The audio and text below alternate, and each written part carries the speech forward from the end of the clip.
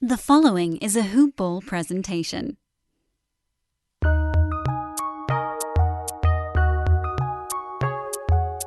Welcome to the Fantasy NBA Today podcast.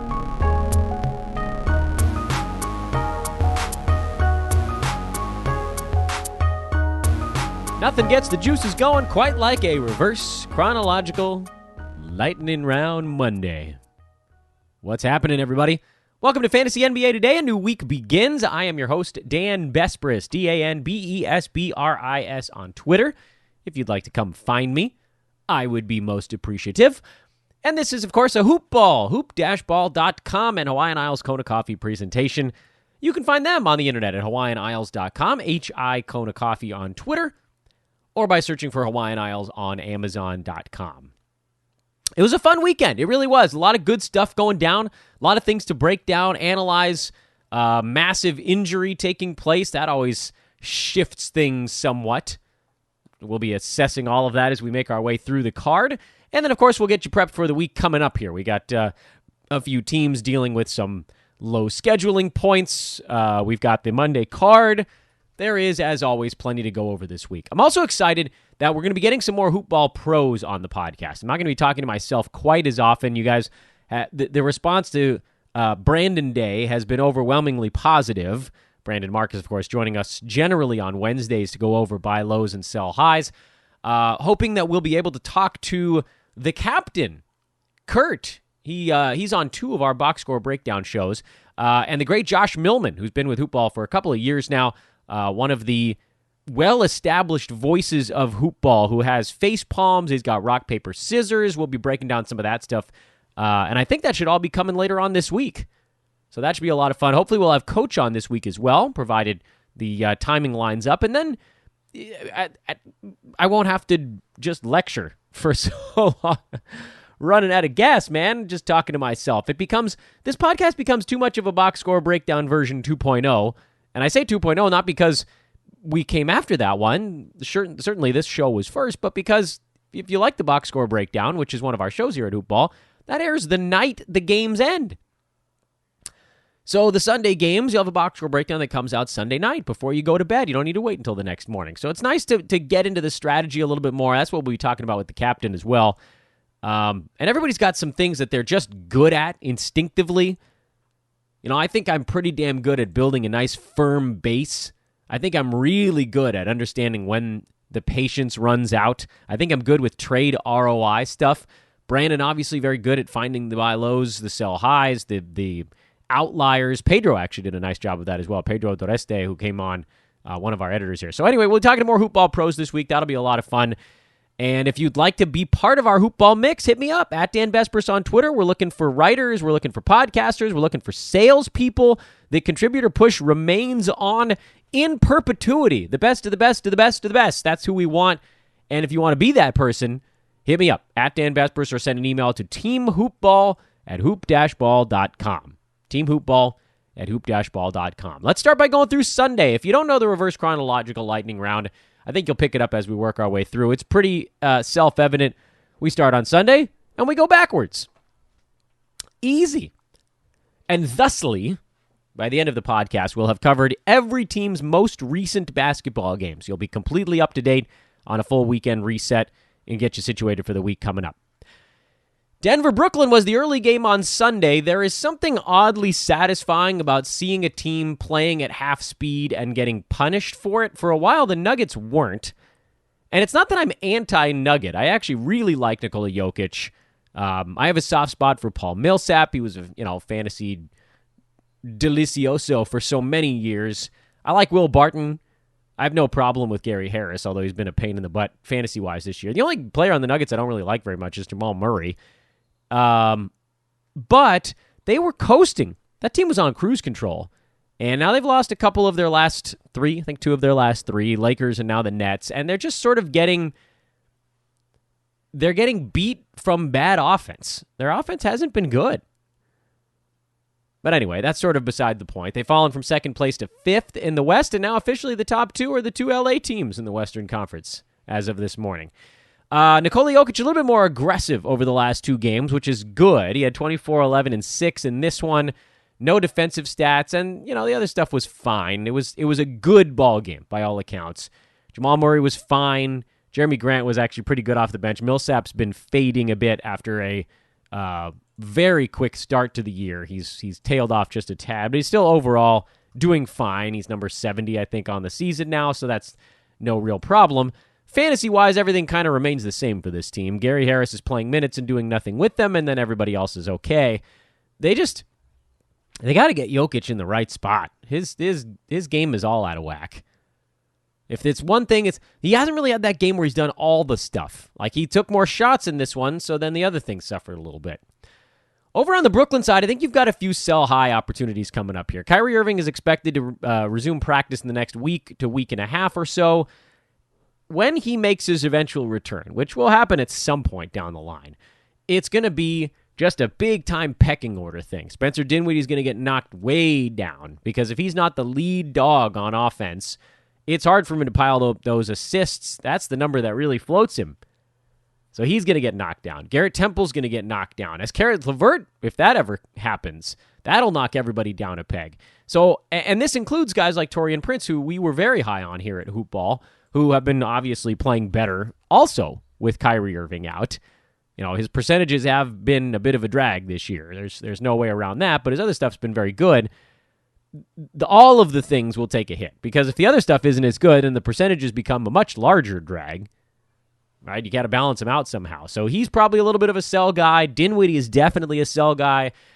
Garrett Temple is a stream. You're not going to get anything for him. Joe Harris is probably a little bit of a sell guy, even though he's the guy that could kind of stay the course because all he needs are a few open looks and his efficiency might even be better.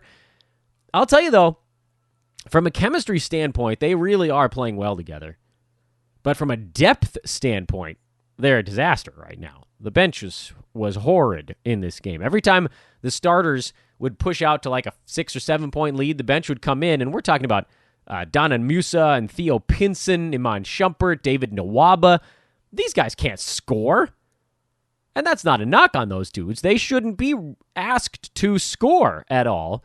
The bench's job for Brooklyn right now is just keep everybody from scoring. Just go 0-0 for like 4 minutes, and then you can start to get a few starters back in, rotating through. Jared Allen played the lion's share of the center minutes in this game. I'm sure that'll swing back and forth a little bit because DeAndre Jordan actually played more in the last ball game. Matchup, whatever it was. As it turned out, they liked the way that Allen was able to cover guys on the Nuggets, not named Nikola Jokic. So they just sort of took the hit there on Nico and let Allen chase the other guys around. Atlanta got a much-needed win over the Charlotte Hornets. I don't know what any of this means to anyone. Charlotte's 9-16. The Hawks are 6-17. It's just clunky all the way around, but Trae Young played well. He got popped in the face at the end of the ballgame, but I'm sure he'll be okay. Kevin Huerter had his minutes cap raised from 15 to 25. I want to circle back to him in a second here. There's a few things to discuss with the Atlanta Hawks. This is a team that requires our attention in some capacity. For one, we're just a couple weeks away from John Collins being back. So that's key point numero uno with this team, is that it's just not that far away. So you have to start to kind of adjust your expectations for everybody on the ball club. Okay, well, what does that actually mean? What are we supposed to do with that information? Okay, you look kind of at everything, from the top all the way down to the bottom. I believe John Collins, what's the exact number for him right now? I'm sure we can pull that up while we're doing the broadcast. He is, 6-7 games away? Is that where we're at right now? I lost the exact number. That's bad form for me on the podcast. But you guys can look it up. It's not that far away from now. That's the key point here. Point number one on that front. You can just take all of the other non-name brand front court guys and wipe them out. DeAndre Hunter, as a forward, his job is going to be basically kaput. Alex Len, Damian Jones up at the center position, those guys are going to be completely wiped out from whatever little progress they were starting to make. It pushes all of these guys out to the periphery. DeAndre Bembry also, who only played 7.5 minutes in this ballgame anyway, so you probably weren't thinking too hard about him regardless. What about the more name brand guys? And when I say that, I mean Trae Young, who should take a little bit of a usage hit, but mean, he'll be sort of this same guy that he has been for the last little bit, just with a couple fewer shots in the ball game. And by the way, that's a ding on him because he doesn't get much in the way of steals. He doesn't get much in the way of, he certainly doesn't block any shots. His turnovers, perhaps those will come down a tiny bit. That's something we can hope for, although I wouldn't really bank on it. As much love as some of these guys were getting, there are issues. And so Trey's had a really nice season, and he's inside the top 20. But if there's a usage knock here, that would be a big deal because he needs to be taking a boatload of shots. He's shooting 46.5%. That's one of the big reasons that he's been able to get as high as he has been. I have thoughts on other guys that are in that neck of the woods. Anyway, you're not doing anything with Trae Young. It's not like you're going to sell him because your team is probably built around the stats he's bringing. So whatever. Wipe him off to the side. Doesn't matter. He's right around his ADP. Jabari Parker and Kevin Huerter are the two names that I want to talk about on this team. Let's start with Jabari Parker, who had 19-7, a steal, 2 blocks, and a couple of three-pointers in this game. I mean, he has been really outstanding since Collins went down. He's number 62 on the season. This is after a couple of games before John Collins was suspended, where he was outside the top 100. Over the last month, Jabari Parker's number 42, shooting 48% from the field, low volume, 71% at the free throw line, so it's not killing you too much. 16.5 points, 7 rebounds, 2 assists, 2 steals, half a block, and a three-pointer per game. I did not think that 2 steals was actually going to keep up this whole month, and it has somehow. He's getting defensive stats in the face of all of the evidence. But he's also playing 30 minutes a ball game, which seems unlikely to continue. But where does it actually go? This is the game we have to play here. This is the handicapping game. Jabari Parker's been playing almost 30 minutes a game since John Collins was suspended. He was definitely not getting anywhere near that mark prior to the suspension. However, the situation seems to have changed a little bit. He was playing like 22 to 25 minutes a game before the suspension. And that wasn't really enough for fantasy value. He was scoring, but he wasn't doing anything else. He wasn't rebounding. He wasn't getting any defensive stats. That stuff all changed. I'm willing to float the idea that perhaps he's played his way into a few extra minutes on a team that needs a little bit of veteran leadership and certainly needs someone else that can score a little when Trae Young is not the lead dog. And John Collins can be that guy, but I would actually go so far as to say Jabari Parker is better at creating his own shot than John Collins is at this respective points in their careers. And as old as it seems like Parker is, he actually hasn't been around for that long. He's still a relatively young guy.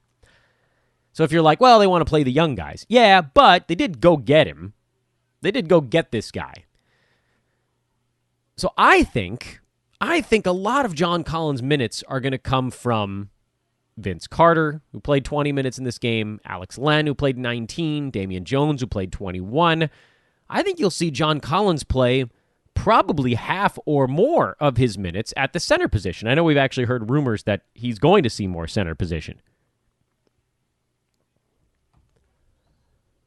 That now means that all of these minutes we thought were just going to get sucked up by Collins away from Parker might actually not move that much. This team may, through suspension, through just a war of attrition, have decided that they don't really want to run Alex Len and Damian Jones out at the center spot because these guys suck. Well, Damian Jones actually isn't that bad. Alex Len, we've seen enough to know that he's not that great at basketball. Those two guys are playing most of the center minutes right now. Bruno Fernando played 6 in this ball game, and the other two guys, Len and Jones, combined to play basically 41, I think, of the other 42. So if of those 41 center minutes that they were playing, half of them now go to John Collins, John Collins is going to play, 32, 33 minutes? So that means the other 13, 14, if you want to call it that, at power forward, that leaves 30-something power forward minutes floating around. Do we think Jabari Parker's going to play all of those? No, he's not even playing all of those right now. But to me, this isn't a situation where everybody else's minutes stay the same and Parker's get wiped out. It's all the way down the list. So, Len loses center minutes. Damian Jones loses center minutes. Whatever. DeAndre Hunter, DeAndre Bembry, those guys probably give up their power forward minutes to Jabari Parker, who in turn gives some of his power forward minutes over to John Collins because of rotations. So I'm not bailing on Jabari Parker in advance of Collins coming back. I think that you ride this thing and see what happens. He could very easily just stay in that 26-minute role, which is enough for him to have top 75 numbers. Usage will take a hit, obviously. That'll be something that we have to work our way through. But I'm not bailing on him yet. I think he could stay inside the top 100 pretty easily, even after Collins comes back. Now, what about Kevin Huerter as the next name on the list? Huerter coming back from the shoulder injury at a minutes cap of 15 in their last ball game. He had 25 was the minutes cap, and he played 24 of them on Sunday with 9 points, 2 boards, 6 assists, 2 steals, a block, and 3 3-pointers. They basically used him as the backup point guard, as kind of a point forward when Trae Young was on the bench. I suppose that could continue. They don't really have a traditional backup point guard. It was supposed to be Evan Turner, but he's been on and off the floor with health stuff. You guys know that I'm not a massive Kevin Huerter fan. Him coming up with 2 steals and a block in this ball game was not exactly part of his usual modus operandi. But the 3-pointers are, and if indeed he is their bench point forward, if he can sort of Mr. Magoo his way into 3.5 assists a ball game, that actually changes his valuation pretty considerably.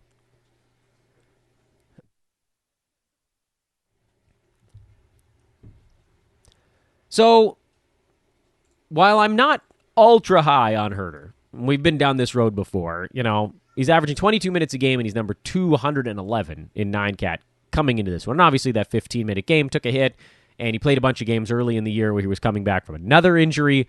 We've only seen him healthy for like the maybe 2.5 basketball games all year. And in those healthy games, he had 17 points, 3 boards, 4 assists, and 4 3-pointers. In one of them, 15, 5, and 2, with 3 3-pointers in the other. No defensive stats in those 2 games. So the fact that he had 3 in this game on Sunday, to me, actually screams outlier. It's just yelling at us, I'm not going to be the case. But if his minutes do rev up to 25 to 30, and if he is really going to be getting the lion's share of the small forward minutes, you could see him knocking in 2.5 3-pointers a game, and if he is going to be playing that point forward reserve role, you could see him getting 3 assists a game.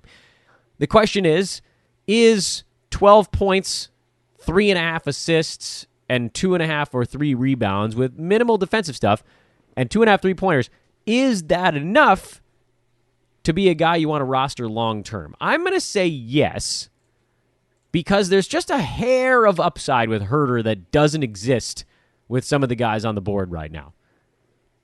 You take that swing and you hope that something pans out there. But I'll tell you right now, I'm lower on him than many because of the lack of defensive stats in general, because I don't think that he's going to be gunning away as the 3rd or 4th scorer on this team, which is going to keep his volume in check. I think you're going to be looking at more like 8 to 10 shots per game, which is not much for a guy where we need him to hit some 3-pointers to have fantasy relevance.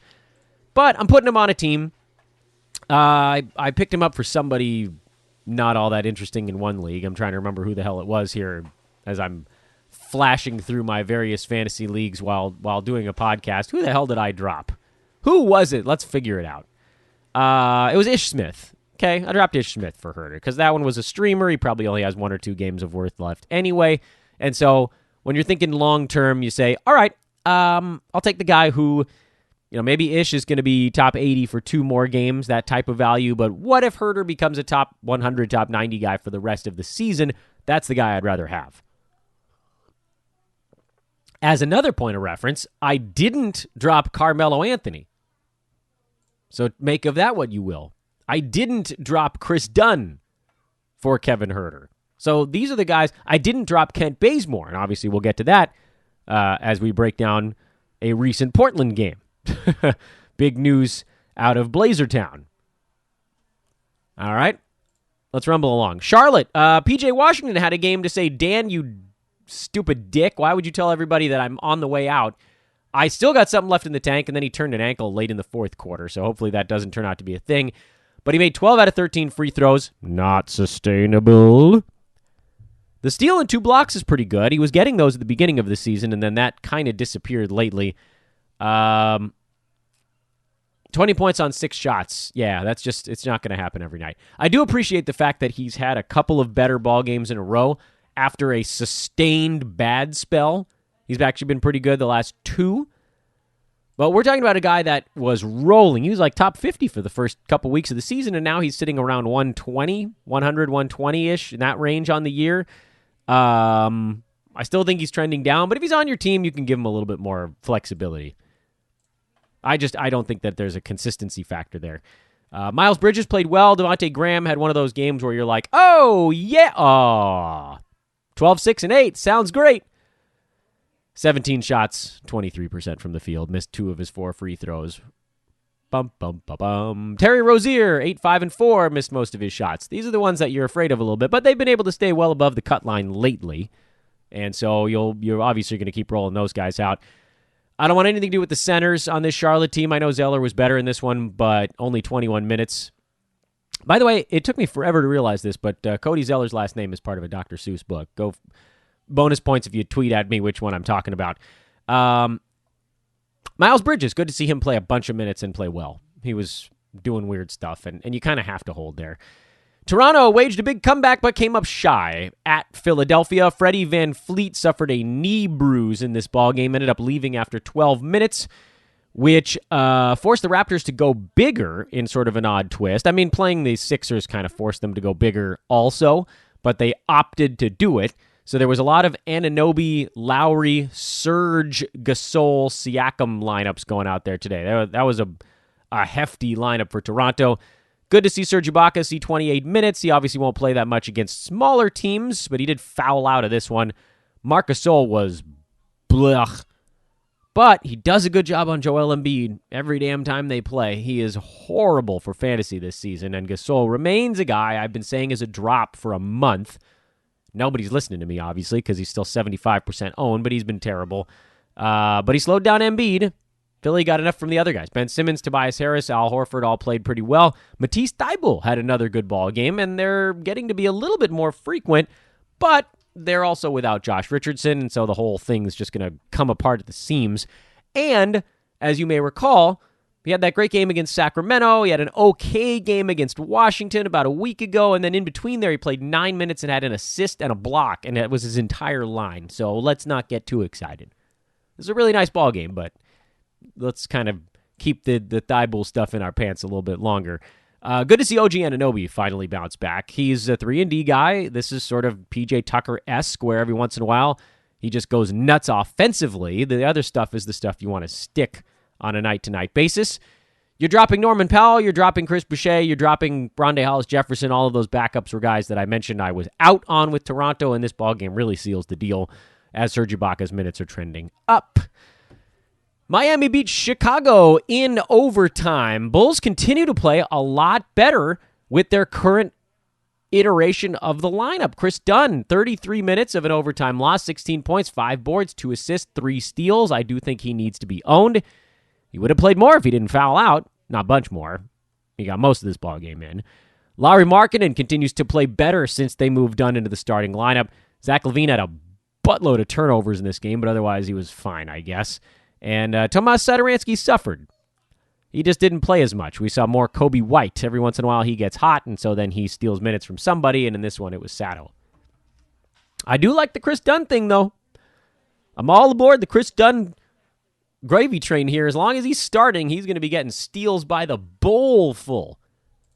I mean, goodness gracious. This good stuff. This is good stuff. The steal quantity we're talking about here with Dunn, it's delightful. The steal stuff is delightful.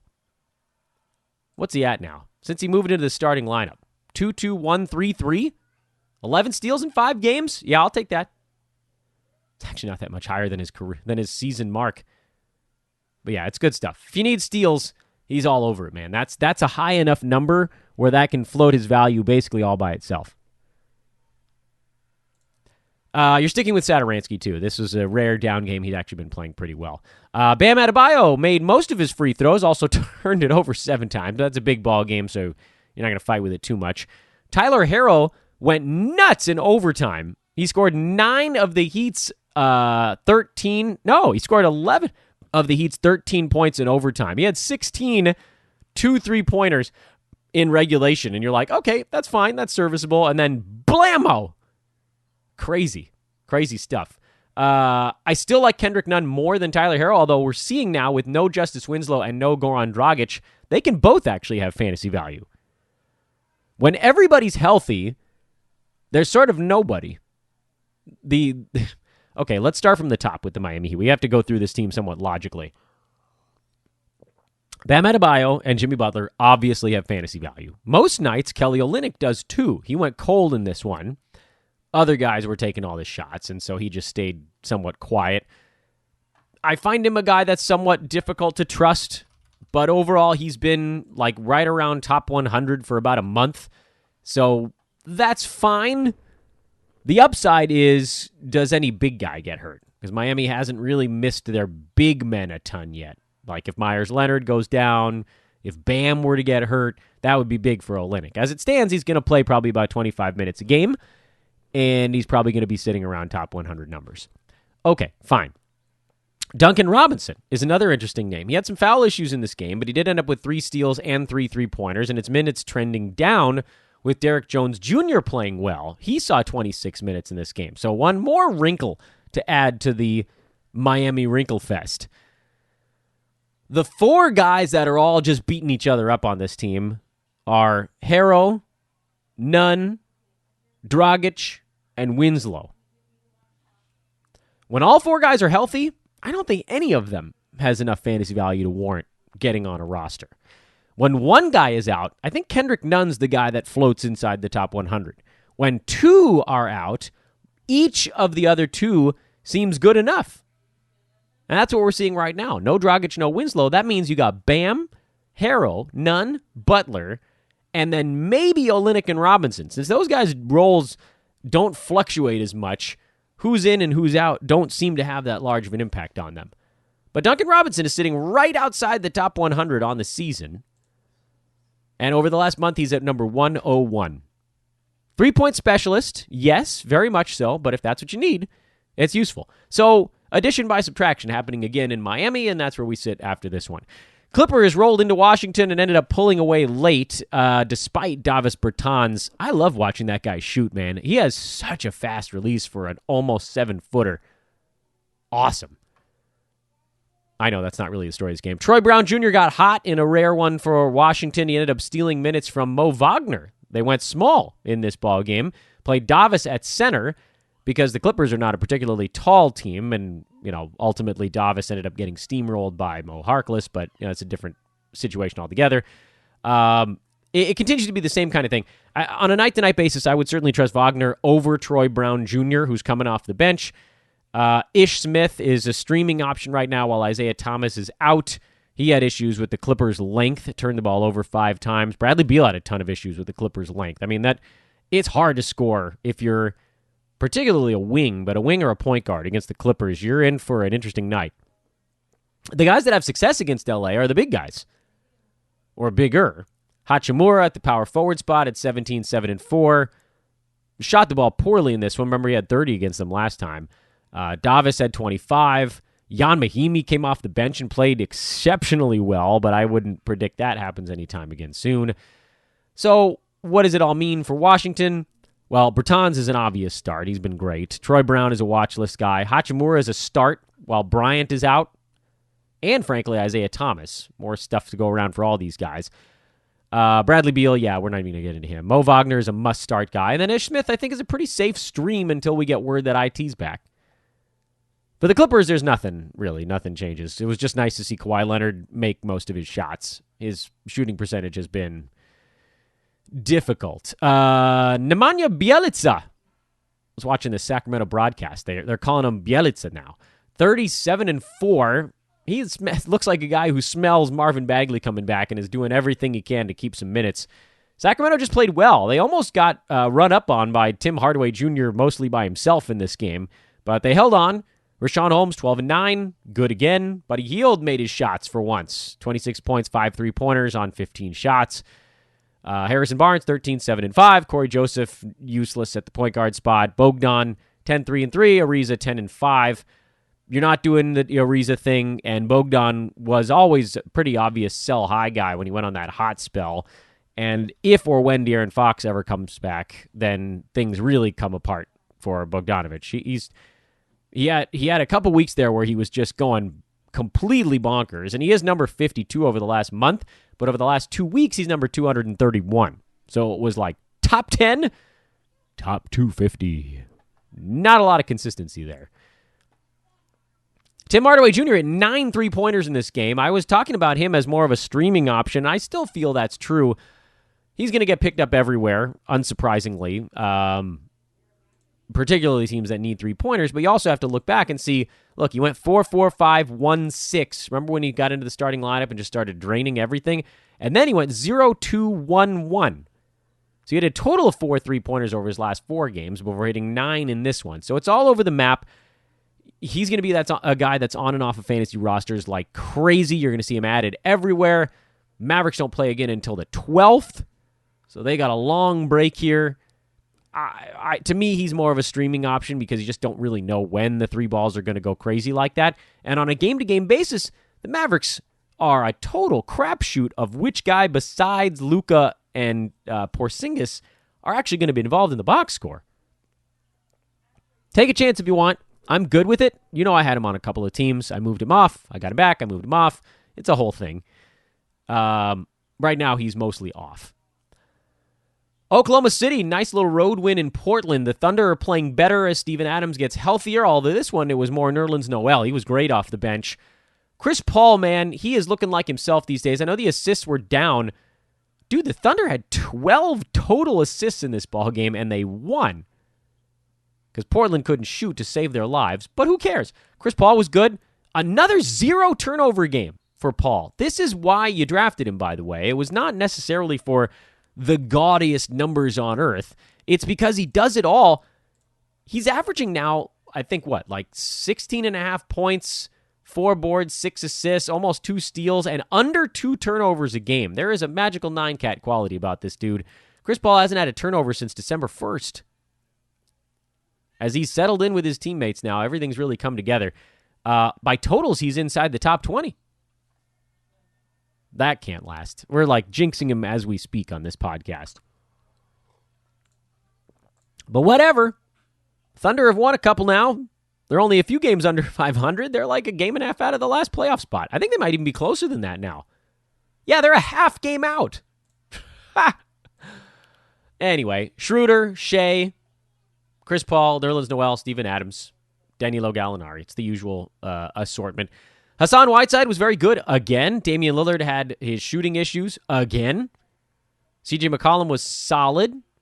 And then the guy we were watching, well, we're always watching Carmelo Anthony, and this is why we call him Points League Only. 4 for 18 for Melo. 9 points, 8 rebounds, 3 steals. That has Points League written all over it.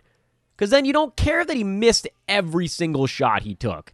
Who cares that it took him 18 shots to get to 9 points? He got you 3 steals and he got you 8 rebounds. There's a certain advantage to that. And actually, the 3 steals are fairly helpful as well if you're dealing with any kind of weird categorical stuff. But as far as 9-cat stuff goes, this makes him a really tough own. It does. I know I said I held on to him, and there will be better nights than this one. But, I mean, listen, he was going up against Gallo for large portions of this game. He should have been able to score. Kent Bazemore played 36 minutes, and that's all I needed to see. 9 points, 5 boards, 2 assists, 3 3-pointers, and a block. I know he shot 3 for 11, including 0 for 5 in the second half when Portland ended up kind of getting licked a little bit. But the minutes are all you needed to know. The minutes are all you needed to know. Kent Bazemore played 36 minutes. It doesn't matter what his usage rate is on this Portland team. If he's going to play 36 minutes, he will have easy fantasy value. I mean, think about it. Look at 2 years ago. Remember when he looked really good in Atlanta? He's playing 27 minutes a game with the Hawks as sort of their backup, run the offense kind of guy. Sure, the 13 points and 3.5 assists were nice. Does he get up to 10.5 shots with Portland in 35 minutes a game? Probably not. There's too many guys in front of him in the pecking order. Does he even get to 9.5? I don't know. Let's call it 8.5 or 9. If he's playing that many minutes, he'll get a few looks because they'll spread the floor and he'll fire some three-pointers. His shooting percentage is going to be horrible. It'll be around 40 probably when everything settles down. He's a mid-70s free throw percent guy, so that's not what you have him for. You just hope that the volume doesn't kick in too much. But if he's out there for 30 minutes a game, we've said this before, you're going to trip into 4.5 rebounds as a wing because Hassan Whiteside is really the only guy on that team that rebounds. He's going to trip into 2 and change assists. He's going to trip into 10 points, and the best part about Bazemore, and this is where he's not tripping into something, if he's out there for 30 minutes a game, you're looking at 1.5 steals and 0.7 or 0.8 blocks a game. You're looking at over 2 combined defensive stats and probably 1.5 three-pointers. You're probably looking at 3.5 to 4 cash counters from Baze in that amount of time. And anything he does on top of that is just gravy. So I believe he is one of the most important adds of the weekend. I scooped him up so damn fast when Rodney Hood went down. By the way, poor Rodney Hood. We had actually heard his Achilles was sore. He tried to play through it, and he tore the damn thing. I mean, what a gut punch for Rodney. What a gut punch for the Blazers. Good Lord. No Nurk for most of the year, maybe all of it. Zach Collins, the shoulder. Now Hood. 3 of their starting 5 are out for probably the season. It's just not their year. Minnesota, we're keeping an eye on Jarrett Culver as per usual. There was something that was sort of cropping up with him. Jeff Teague was not great. Andrew Wiggins was also not great. He was fine, I guess. The Lakers are a tough team, man. They turn other clubs into pumpkins these days. Anthony Davis, holy smokes, man. Lakers are down a lot of guards right now, so Alex Caruso is actually seeing some pretty good run. I think I'm going to just give up on the JaVale McGee, Dwight Howard thing at this point. If Rajon Rondo misses any more time, you almost have to look at Caruso. He fits in brilliantly with this team. Hell, Danny Green actually should have fantasy value where those guys are out, but it's not enough for me to trust him. So pretty fun Sunday overall, wouldn't you say? Pretty fun Sunday. I talked a lot about those damn games. Let's try to move a little bit quicker here. New Orleans got blown out in Dallas. The only thing I'm really concerned about with this team, I'm throwing this box score out for the most part, is Derek Favors, get home soon. Derek Favors, they need you, man. They need a big body. They're getting trucked on the glass. 55-34, they got out-rebounded in this game. He has such an easy role coming his way, and we don't have any idea when Zion's coming back. Could be 2 weeks, could be 6. They're in no rush. Everybody's like, what about Zion? I'm like, yeah, what about him? When he comes back, you think they don't play him 35 minutes a game? With that body falling apart already? No way. They're going to go easy on him, and Favors is going to play at least 25 minutes a night. I've got to think. The rebounds are going to dry up for all the other wings on that team, so if you're relying on that, Josh Hart, Brandon Ingram, you're going to have to take a little bit off of that because Favors is going to be the big man. Everybody else is very small by comparison. We already talked about Dallas once already. That's my only thought on the New Orleans side. Cleveland is terrible, so luckily we don't have to spend too much time talking about them. Somebody on the team called out their coaching staff already. I mean, can't we look at ourselves in the mirror every once in a while? Yes, it's the coaching staff. No, you suck, man. Your team is terrible. You drafted score-first point guards, put them next to some big men that actually can distribute a tiny bit and are playing their butts off, and you got nothing. The floor spacing is bad because no one can shoot on this team. They have 3 guys, Jordan Clarkson, Colin Sexton, and Darius Garland, that all want to just gun. And none of them is that good at it. Sure, it's the coaching staff's fault. Of course, that's got to be a problem. I still like Kevin Love going forward. I still like Larry Nance. Still like Tristan Thompson for now. But, I mean, this is a bad basketball team. Indiana and New York. Miles Turner, 7.6 boards. That sounds not great. But then 2 steals and 5 blocks. Hello, nurse. You guys can hate on Miles Turner all you want. I love this dude. He is a team changer in Roto. He's number 72, and he's averaging 11 and 5.5 in the counting stuff. He's shooting 43% from the field and 74 at the free throw line, and he's ranked inside the top 75. How do you do that? I'll tell you how. You block 2.5 damn shots a game, and you have over 3 combined defensive stats a night. He's going to be fine. I think he'll actually be better when Oladipo comes back. He actually had a lot of chemistry with Darren Collison, which the one thing that does kind of worry me a little bit. They ran a nice pick and roll last year. Everybody else is the normal thing with Indiana. You're not going to change anybody's valuation. Justin Holiday seems like he's okay until Oladipo comes back.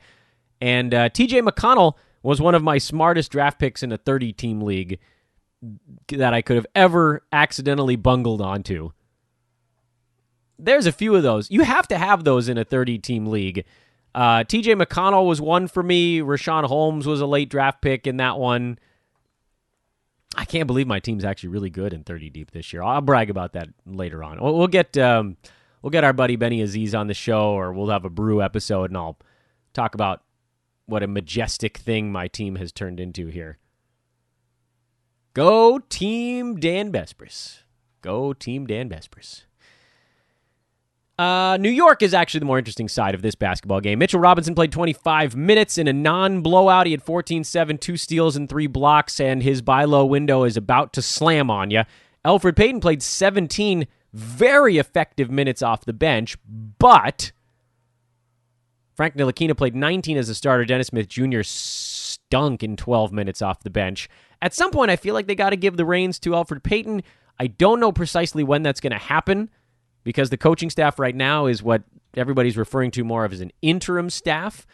So if you pick up Elfrid, you might not be able to start him right out of the chute. I think there's probably, you got to figure the cream rises to the top, right? But you're going to have to squat on him a little bit. Marcus Morris looked good in this one. The only one that just continued to be terrible is Julius Randle. I know he had 16 and 12, and that's great if you're in a points league, but if you're in a counting category league, 6 out of 18 from the field and 4 for 6 at the free throw line once again made him one of the worst plays on the night. Damn it, Julius. I said it on Twitter, and I'll say it here on the podcast without going into a long rant. I'm benching Julius Randle. I'm not dropping him because we know how good he could be, but I'm benching this dude. I can't deal with it. He's sinking my team. Julius Randle is probably costing me 2 to 3 roto points by himself at this point, just by taking him out of my lineup and playing almost anyone else with marginally decent percentages. I'd almost lose nothing in the rebounding and points departments that he's bringing to the table. And I would gain in the percentages ones. He is addition by subtraction on fantasy right now. You guys should do the same thing. Phoenix lost in Houston. This is a weird game, if only because for Houston, it was really the superstars only, and then red-hot Ben McLemore. They'll be fine. All of the key players in this game played the right number of minutes. PJ Tucker got his 40 damn minutes. He'll be fine. Daniel House played 30. He'll be fine. Ben McLemore's not going to take 15 shots a night. He'll cool off, and when he does, it'll be ugly, and then our guys will roll back into a ton of points again. Phoenix side, there's really a whole lot going on there. We're still in kind of countdown mode for Aaron Baines and DeAndre Ayton. So with Dario Saric playing more of the center minutes, he got his rebounding numbers back up, and that's what's been floating him.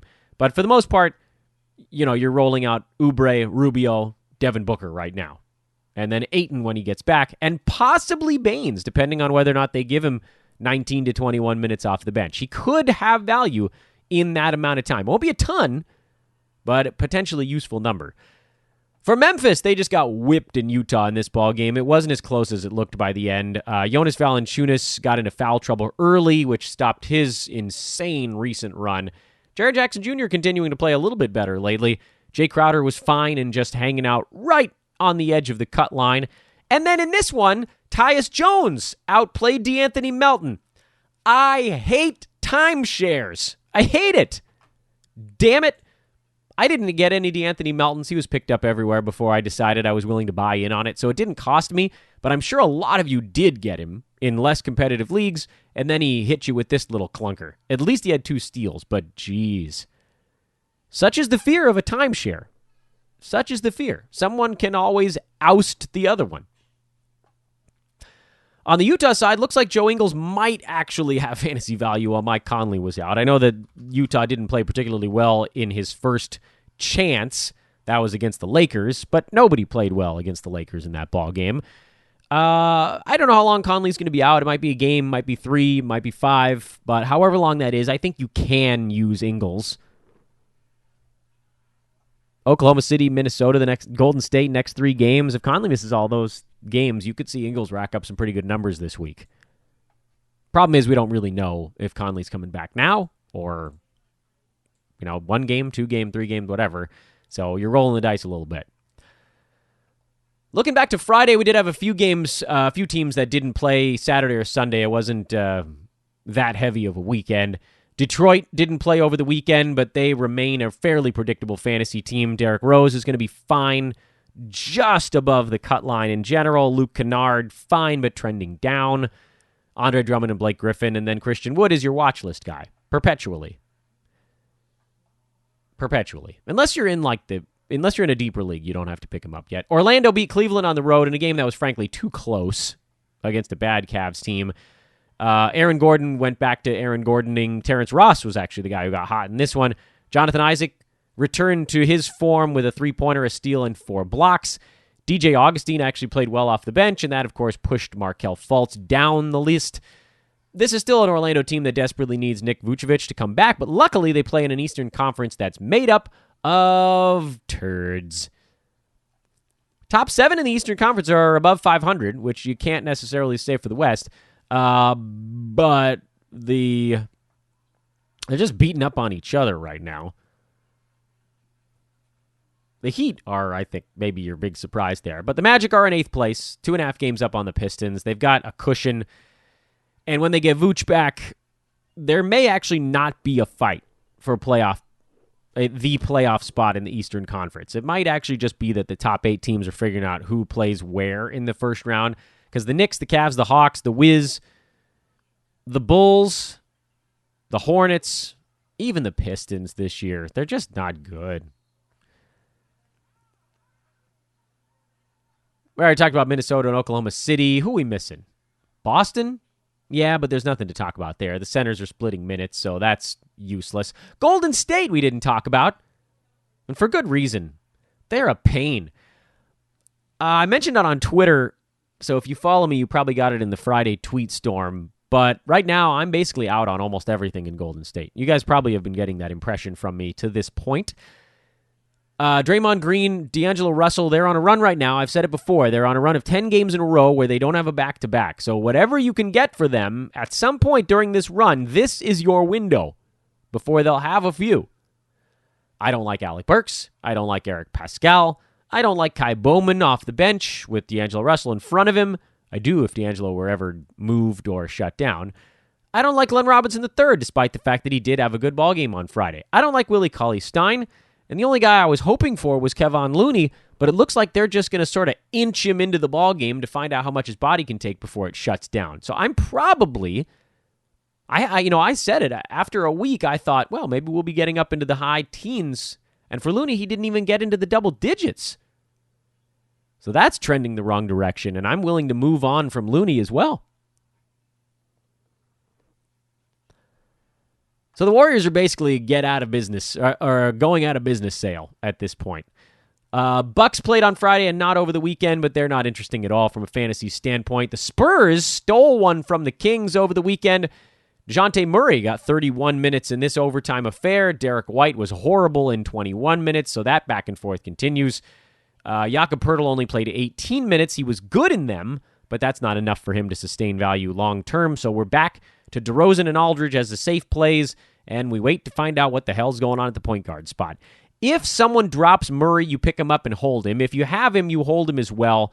I think you can put Derek White on the waiver wire and just not think about it. And that is, I believe, unless somebody didn't play Friday, Saturday, or Sunday, all 30 teams of our glorious association. Folks, the Bruise Letter's coming out.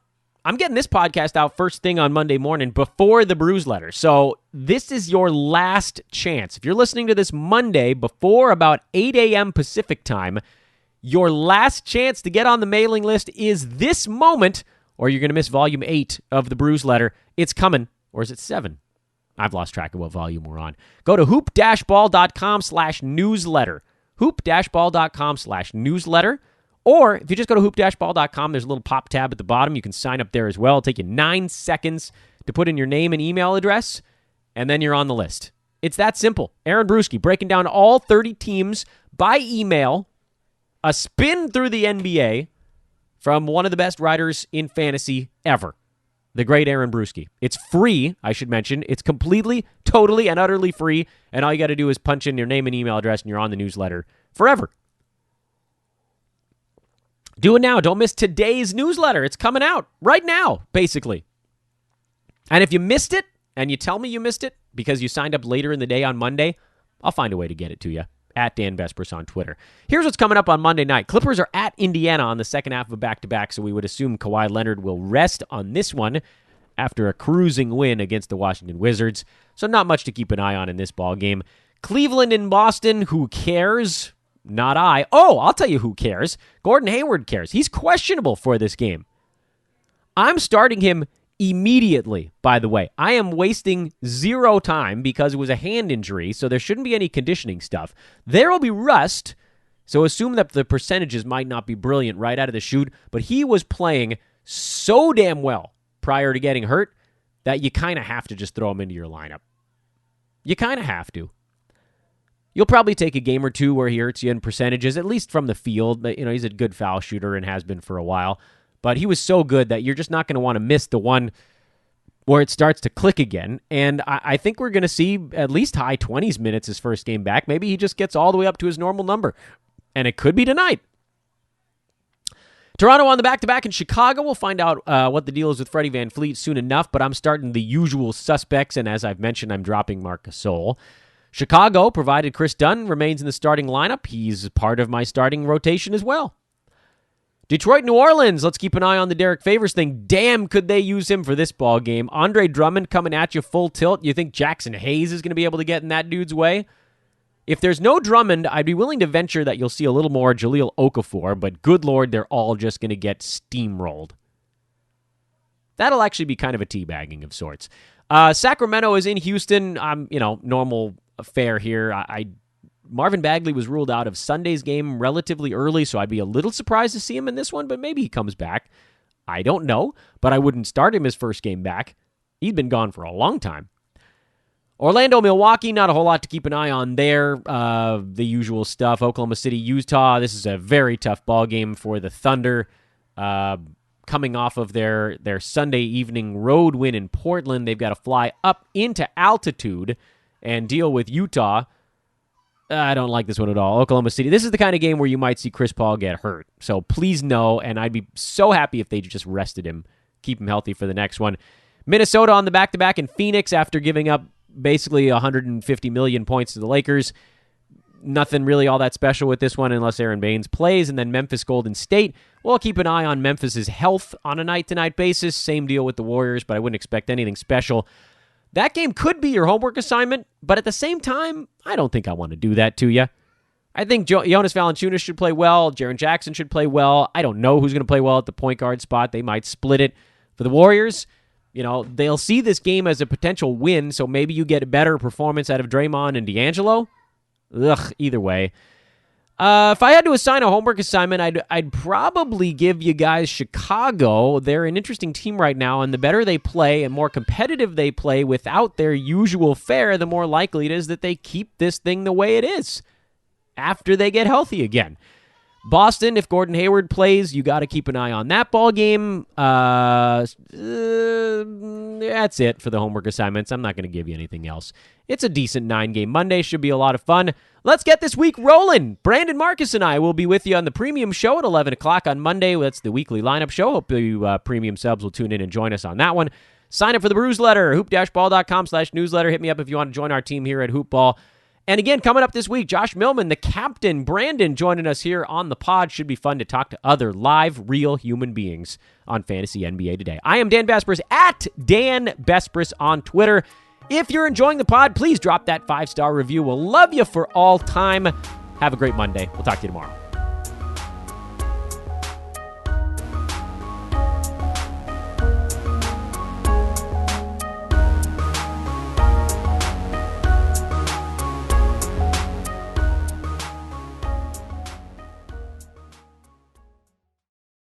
This has been a Hoop Ball presentation.